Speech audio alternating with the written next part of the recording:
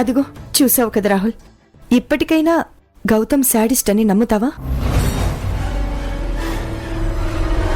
బెడ్రూమ్లోకి రమ్మని అడిగితే పెళ్లి పనుల్లో బిజీగా ఉన్నానని మిథున చెప్పిందంట.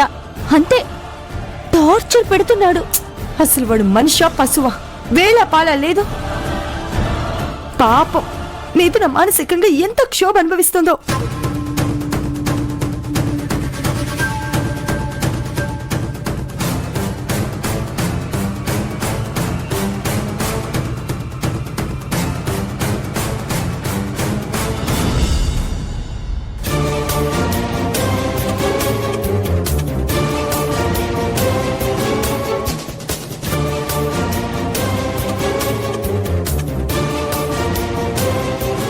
ఒక్క నిమిషం రాహుల్.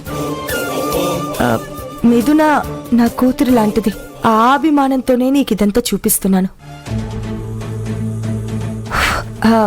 నువ్వు మిథున్ని నరకం నుండి కాపాడతావో లేదో తెలీదు, కానీ నిన్ను హాస్పిటల్ నుంచి ఇంటికి ఎందుకు తీసుకొచ్చిందో మిథున ప్రేమికుడిగా ఒక్కసారి ఆలోచించు.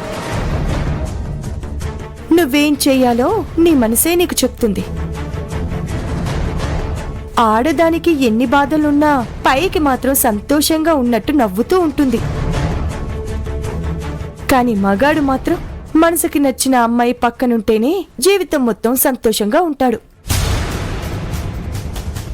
కాబట్టి మిథున పక్కన గౌతమ్ ఉండాలో లేక నువ్వుండాలో నిర్ణయం తీసుకోవాల్సింది నువ్వే రాహుల్.